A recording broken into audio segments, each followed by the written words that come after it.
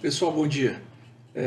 Eu estou gravando esse vídeo porque, por incrível que pareça, eu acabei de fazer uma live no YouTube, mas eu não sei se a live está lá disponível para todo mundo, porque eu olhei aqui no meu computador e aparecem os dois vídeos que eu postei no canal do YouTube Marcelo Chua da semana passada, mas esta live não aparece. Então, pode ser que tenha ficado só para quem assistiu na hora mesmo. Então, de qualquer maneira, eu vou fazer essa gravação aqui e colocar no canal para quem não tiver assistido sobre o tema das fake news. Mas antes eu queria começar como eu comecei lá na live, agradecendo o carinho de todas as companheiras e todos os companheiros que se dispuseram a se inscrever no canal e nos deram a chance de poder fazer exatamente o que a gente está fazendo aqui, essa live. Porque o YouTube só libera live, me parece, para quem tem mais de 1.000 assinantes. A gente começou há 3 dias e não tinha. Então, a turma entendeu a importância de ter o canal jurídico progressista, né? Jurídico político progressista, não de esquerda, né? À disposição e se inscreveu em grande número. Então, muito obrigado. E obrigado também àqueles que deixaram os seus comentários, parabenizando pelo canal, ou dando alguma dica, ou uma mensagem de apoio, ou sei lá. Foram muitas. Eu até tentei respondê-las, mas certamente não consegui responder a todas. E é por isso que eu também, ao lado do agradecimento, vou me desculpar, porque dificilmente respondi todas as mensagens, gostaria de ter feito, mas como foram muitos, algumas podem ter se perdido e acho que não vou poder também continuar respondendo, porque há outras coisas para serem feitas, textos para serem escritos, livros para serem lidos, matérias, noticiários, né, as atribuições da universidade, as atribuições do escritório, da família, né? Mas fica aí meu abraço coletivo e o meu reconhecimento de que, de fato, sou muito grato por todas as mensagens. Queria pedir desculpa também pelas manchinhas. Me disseram que ninguém deve vir para um vídeo com estética desagradável, mas eu fiz essa remoção aqui de 2 sinais, né, no sábado, e não cicatrizou ainda, mas eu não queria mais deixar nenhum dia sem vir aqui e dar esse agradecimento. Então, tenham paciência que as coisas vão se ajustar. Olha, a nossa conversa na live foi sobre fake news. E eu queria dizer para vocês, tentando resumir aqui, que nós estamos num dilema histórico que se trata não apenas de um problema nacional, um problema internacional. Assim, a gravidade das repercussões que as fake news causam nas sociedades democráticas modernas. Por quê? Nas sociedades democráticas modernas. Por que modernas? Porque é um fenômeno, claro, que mentir é uma coisa desde sempre, né?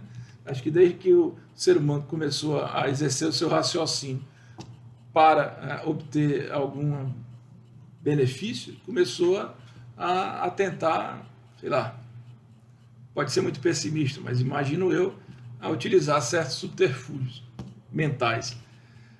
Mas com essas características, é um fenômeno da modernidade, né?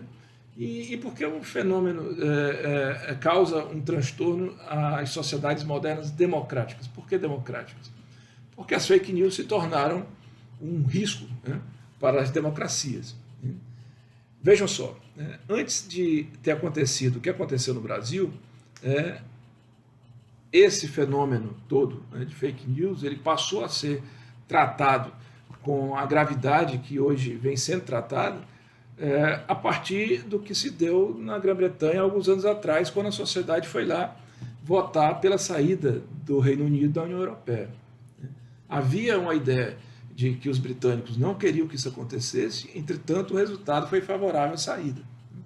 E depois aconteceu a eleição do Trump, quer dizer, um trapaceiro profissional, uma pessoa que já era conhecido pelo seu histórico, né, de grosseria, de malandragem, aquele tipo capitalista selvagem, né, sem qualquer tipo de escrúpulo, e acabou vencendo, né, e não venceu por acaso, né. Logo depois se tomou conhecimento que por trás daquilo havia alguns instrumentos. Por exemplo, havia uma empresa chamada Analytical, né, que tinha como função identificar perfis em redes sociais e, a partir dali, fazer um trabalho de mercado, né? Você sabe que nós hoje somos produtos, né, de consumo. Então, no começo, tentavam buscar nos alimentar de informações ou de contra-informações, ou nos convencer de comprar coisas, né? De uns tempos para cá, entenderam que a gente pode ser produto de consumo também para votar. Então, como massa, né, como manada, né, públicos inteiros eles eram levados a se convencer, por exemplo, de que a presença do Reino Unido na União Europeia significava a possibilidade de terroristas, né, irem para lá, se dissimulando a condição de refugiado para destruir, sei lá, as estações de metrô, né? Ou então espalhar a ideia de que a Grã-Bretanha na União Europeia significava a perda dos empregos que deveriam ser restringidos aos britânicos para um público muito maior. Na eleição do Trump, né, aquela ideia, né, de que a Hillary Clinton ela era envolvida em 300 mil escândalos sexuais, que o apoiador do Partido Democrata, o presidente Barack Obama, sequer americano era, né, norte-americano. Que o Trump, né, apesar de ter toda uma história de machismo, né, não era machista, né? E como é que a fake news trabalhava isso? Simples, né? Jogando informação. Né? Jogando informação. Né? Goebbels dizia que uma mentira dita 100 vezes se torna verdade. Então era desse jeito, né? Você sabe que o Trump ele é machista. Mas se todo dia você recebe a informação, você já é meio conservador, você não sabe de nada, né? Já tem a propensão a ser conservador, está insatisfeito por alguma razão com aquele governo que ali está, e todo dia recebe a notícia dizendo o Trump não é machista, o Trump não é machista, o Trump é legal com as mulheres, aí mostra o Trump ao lado de não sei quantas mulheres, o Trump é um bom pai, o Trump é um bom marido, o Trump foi machista, mas foi só naquele episódio, aquele episódio acontece com qualquer pessoa, o Trump é legal, o Trump é legal, o Trump não é machista, até você se convencer de que o Trump não é machista. Veja só, é o trabalho em cima de um público específico para que aquele público específico vote de determinada maneira. Por trás disso aí, né, na Analytical havia um camarada chamado Steve Bannon. Né? Steve Bannon era o estrategista do Trump. Né? Foi o cara que era o vice-presidente da Analytical. Aquele mesmo que se encontrou com o filho do presidente do Brasil, na época candidato, em agosto de 2018, e que o filho do presidente colocou no Twitter: olha, encontrei com o Steve Bannon, ficamos muito impressionados porque temos muitas coisas a ver, e ele disse que vai trabalhar pela eleição do meu pai. Então, vejam só, o atual presidente do Brasil ele foi eleito por várias razões, né? Há aquelas razões que não têm necessariamente a ver com a fake news e aquelas que têm. Ele teve voto de um público do eleitorado dele que realmente é um público contra, né, digamos assim, os avanços civilizatórios. Isso aí não tem dúvida. Mas ele foi eleito também. Por quê? Porque o candidato que o povo queria votar não pôde se candidatar, que era o presidente Lula. Né? Por obra de quem? Daquele juiz que depois virou seu ministro, né? Moro. Né? Pois bem, ele não participou de nenhum debate. Né? Aquela facada que ainda hoje há dificuldade de se entender por que havia, como aconteceu, porque houve aquela facada, como aconteceu, por que, né? Sobre todas aquelas coisas do Adélio, enfim, quem sou eu para dizer alguma coisa? Mas aconteceu porque aquela facada impediu dele ir aos debates. E aconteceu por causa das fake news. Né? Fake news à torta e à direita. Fake news falando que o Haddad, que já era aquele candidato que era apoiado pelo partido que tinha tentado estabelecer uma mamadeira disso, daquilo, né? Para o ensino das crianças, né? Ou então que queria transformar a bandeira do Brasil numa bandeira comunista vermelha, né? Que era o candidato daquele que teria sido o maior ladrão da história da humanidade, né? Que foi preso mesmo sem encontrar prova nenhuma, que foi o Lula, né? Então foi assim, foi uma campanha difamatória que foi feita em cima do candidato do PT, mas ao mesmo tempo uma campanha de tentar sinalizar para o público que aquele candidato que estava se propondo, que era o atual presidente do Brasil, não era nada daquilo que o público conhecia da sua própria história. Que aquele presidente não era homofóbico, que aquele presidente não era machista, que aquele presidente não era racista, que aquele presidente não defendia a ditadura coisa nenhuma, que ele era um democrático, que ele era honesto, né? Coisas que até então as pessoas não acreditavam. Por quê? Porque ele, na sua vida, foi dando demonstrações e demonstrações de que caminhava naquela linha, né? Então foi uma campanha contaminada por informações que foram divulgadas nas redes sociais, Facebook e sobretudo WhatsApp, tentando atacar um lado, tratando realmente como inimigo, e do outro lado mentindo deliberadamente sobre as condições daquele camarada. E o resultado está aí, né? O resultado está aí, né? Nós estamos hoje com um governo que continua agindo na mesma medida, de tentar enganar a população com certas informações. Por quê? Porque uma vez eleito, aquela turma que operava aquela engrenagem, né, foi alocada dentro da estrutura do governo. Isto não sou eu que estou dizendo, né? Isto é o que está sendo comprovado pela Justiça, o que foi denunciado pelos próprios partidários que abandonaram o projeto político deles. O deputado Alexandre Frota, por exemplo, diz, olha, foi lá dentro do Planalto tem um tal de um gabinete do ódio, né, que são aquelas pessoas que ficam plantando informações falsas, né? Foi denunciado na época da campanha? Foi, né? Como o Facebook estava já dando explicações internacionais sobre os escândalos que tinham acontecido na eleição dos Estados Unidos, na eleição do Brexit, eles tiraram aqui, no Brasil, várias e várias páginas identificadas na época como do MBL, que estavam plantando fake news. Acho que no segundo turno foi desbaratada uma rede de divulgação em massa de fake news pelo WhatsApp, né, ligando a certos empresários. Aí o TSE o que é que faz? Na minha avaliação, se omite. Porque em vez de tomar uma decisão dura, porque é claro que havia uma ligação forte entre aquele trabalho e o resultado que se buscava eleitoralmente prestigiar um candidato, disse, não, aquilo ali é coisa daquele empresário, com aquela mentira não vai necessariamente ter a ver com aquele candidato, né? Resultado, né? Inclusive caixa 2, hein?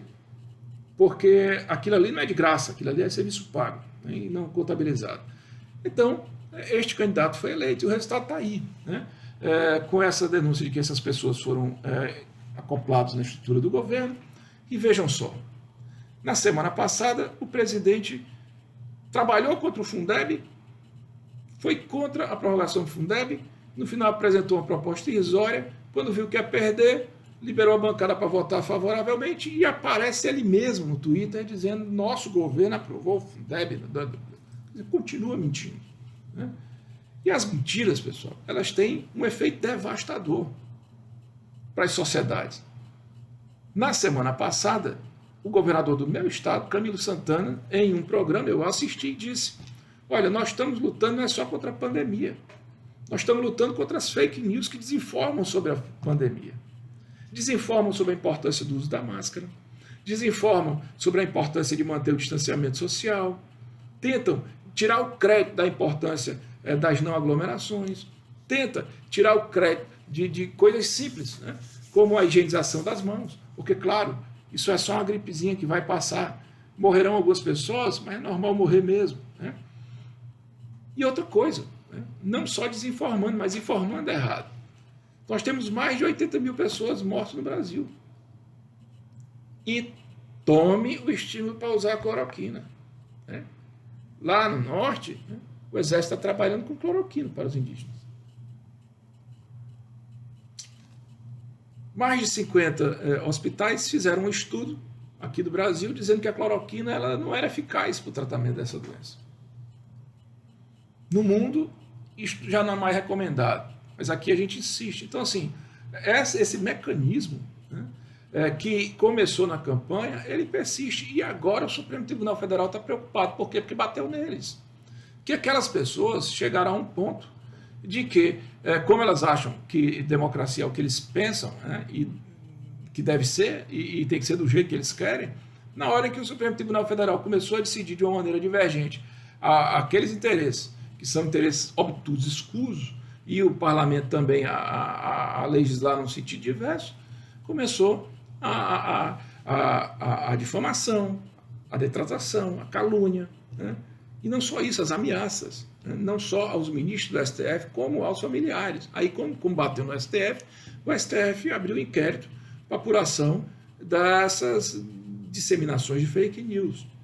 Porque a fake news, pessoal, ela não é só um risco para as democracias, em que uma massa, que se ela é soberana para decidir sobre o governo, e ela é enganada e decide do modo oposto ao que ela decidiria se não tivesse sofrido a influência das fake news, ela tem esse risco para as democracias, mas ela também é uma ilegalidade, é um ilícito explícito, né? Mas no Brasil a gente não tem uma lei específica sobre fake news. Não tem, meu amigo, mas se você interpretar a Constituição no seu sentido, você vai ver que o que a Constituição tutela, que é a liberdade de expressão, não é a liberdade para dizer fake news. Porque a fake news, ela não está divulgando uma expressão, ela está divulgando uma mentira, que tem como fito enganar outro, né? E enganar outro é um subterfúgio já tomado como ilegal no país. Tanto é que o Brasil já tem lei coibindo a fake news no discurso do ódio contra as mulheres, a lei Lola. O Brasil já teve fake news vedada durante as últimas eleições. Então, a questão de haver uma lei específica ou não é uma questão de muito pouco tempo, porque a rigor, nem precisaria ter lei, já que é uma questão totalmente antiética, totalmente imoral, né? Nós não deveríamos nos acostumar a cumprir aquilo que é correto apenas pela existência ou não de uma lei. Então, essas pessoas, elas sabem que elas estão cometendo um ilícito. Elas sabem que, ao difamar, não estão manifestando opinião. Elas sabem que elas estão cometendo crime, né, tipificado pelo Código Penal.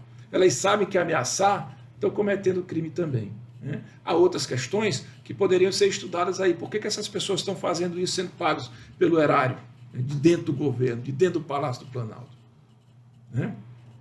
Porque isso aí envolve uma cadeia muito maior. E eu defendo que isto é crime de responsabilidade. Na altura dessa do campeonato, se você já sabe que aquilo ali existe, você tem que ser o primeiro a enfrentar e dar transparência, e não fazer o que faz o governo. O que é que faz o governo?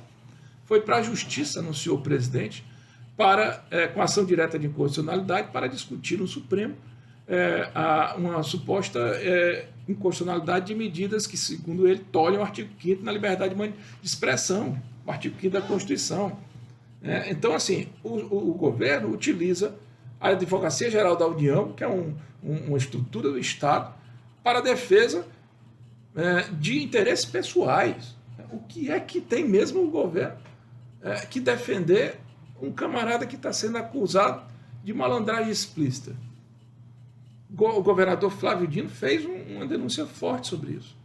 Ora, mas se o camarada ele é um pilantra, né, ele que se defenda, né?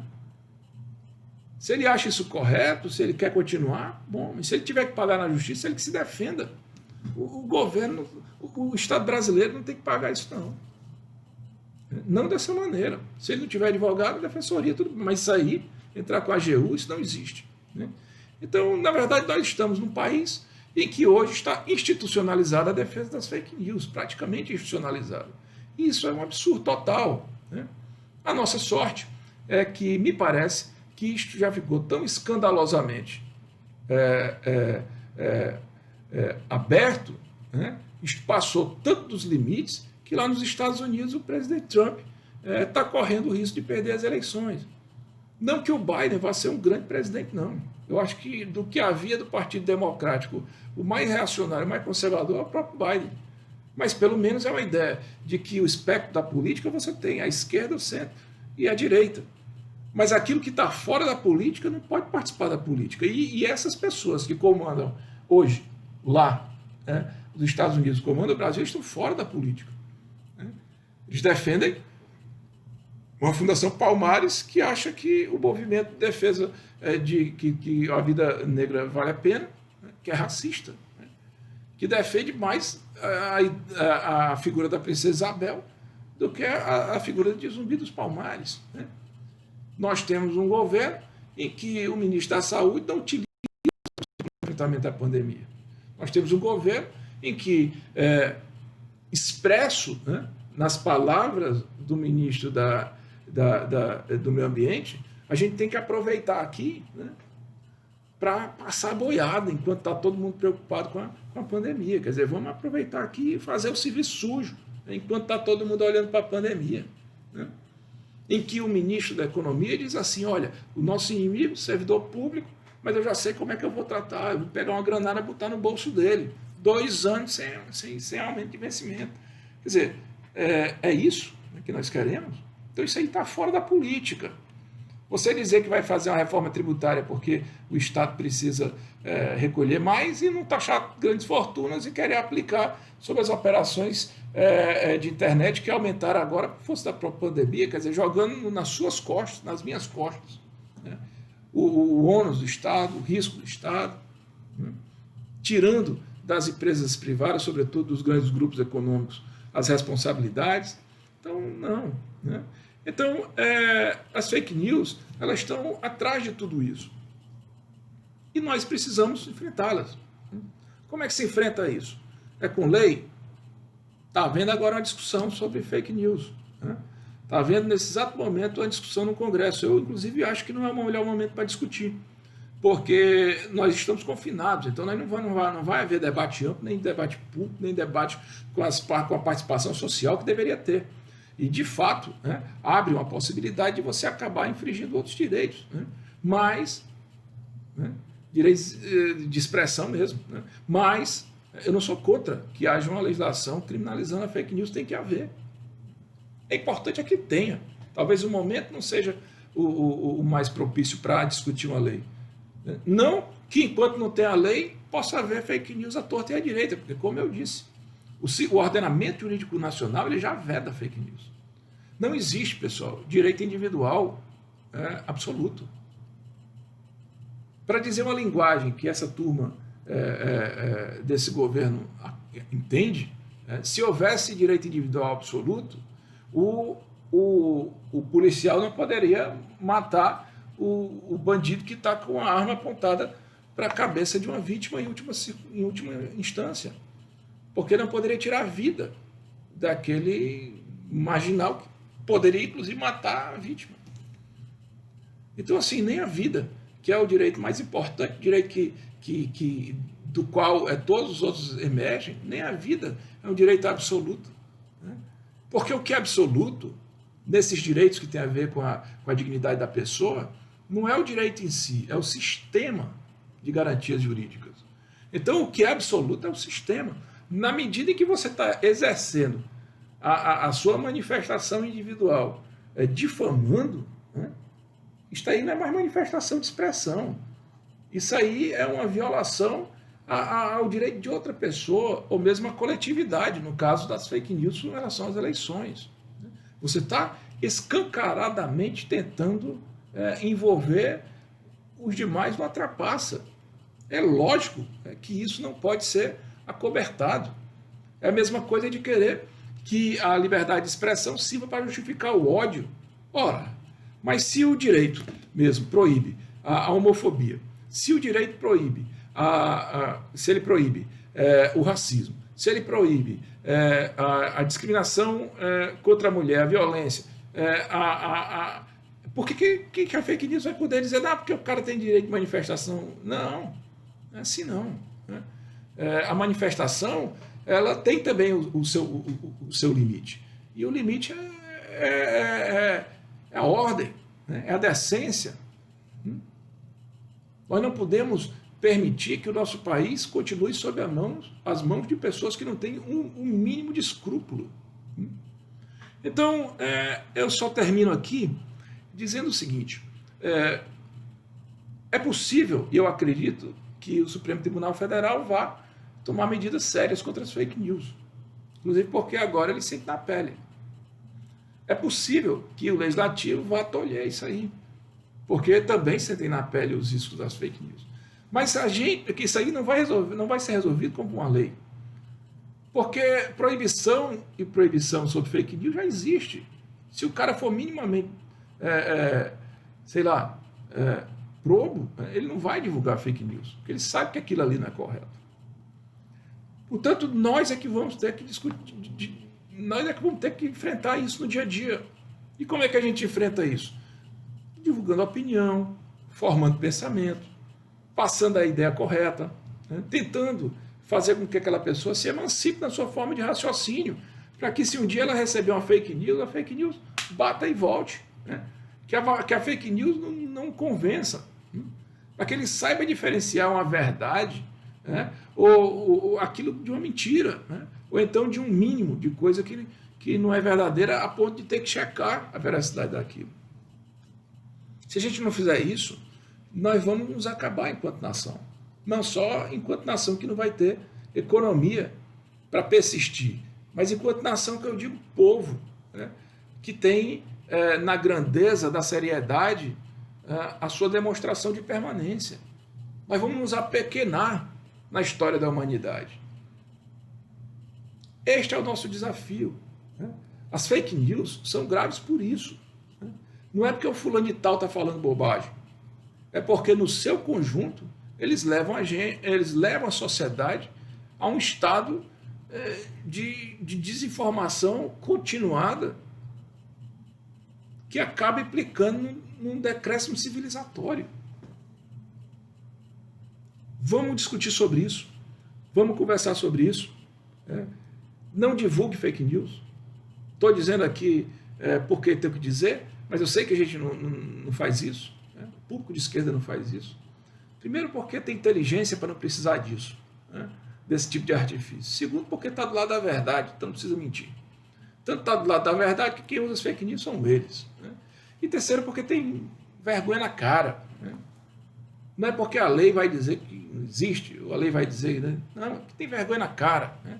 Sabe que para você lutar por generosidade, você tem que primeiro ter uma seriedade própria, né? E, portanto, vamos continuar o nosso trabalho de formação, né? Eu queria agradecer, portanto, a presença de vocês no canal. Eu queria pedir que vocês continuassem a divulgar esse canal Marcelo Shoa no YouTube, divulgando nas redes sociais, nos grupos de WhatsApp. Eu vou tentar dar uma organizada mais profissional nesses vídeos. Eu não sou muito da área, aliás, não sou da área, mas vou tentar apresentar para vocês um material interessante. Tem outro Marcelo Shoa no YouTube. O canal dele é bom, eu vi, mas assim, não é o meu. E o meu não é bom porque é o meu, mas é porque vai ser aqui em que nós vamos discutir política, em que nós vamos discutir direito, não é no outro canal. Então a gente vai chamar atenção se a gente tiver mais inscritos, né? Bom, me encontrem aí nas redes sociais. No Twitter é Marcelo Shoa _ e no Facebook é Marcelo Shoa. Eu tenho uma página no Facebook e por lá eu vou também disponibilizar todos esses materiais. Mais uma vez, agradecer pelo carinho, agradecer pelo retorno, dizer que estou muito honrado por ter tido tantos inscritos nesses dias.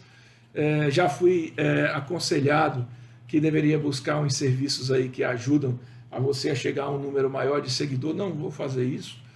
Os meus seguidores, as pessoas que devem acompanhar esses vídeos são pessoas que não devem ser levados sem saber, né, que estão entrando num site que tem essa linha. Não faço questão. Quero conversar com as pessoas e eventualmente, se tiver que convencer ou não, mas trazendo um debate, né? E não que as pessoas, por osmose, né, entrem aqui, porque eu não estou pensando na quantidade, estou pensando mesmo na qualidade, né? Foi com qualidade que nós vencemos nesse país, foi com qualidade que a gente já convenceu a grande maioria, que a gente mostrou que sabe governar, que a gente deixou tantos benefícios que nos orgulham perante os nossos com cidadãos, mas também perante os nossos filhos, os nossos netos. Enfim, eu venho mais para conversar sobre os outros temas. Sugiram, quem quiser ir oferecendo alguma ideia para o debate, apresentem que eu estou disponível, e não só estou disponível, eu estou extremamente motivado. Muito obrigado, esse é o canal Marcelo Shoa, eu estou falando de Fortaleza, lá no Twitter eu sou Marcelo Shoa _. Tudo de bom, sucesso para todos vocês.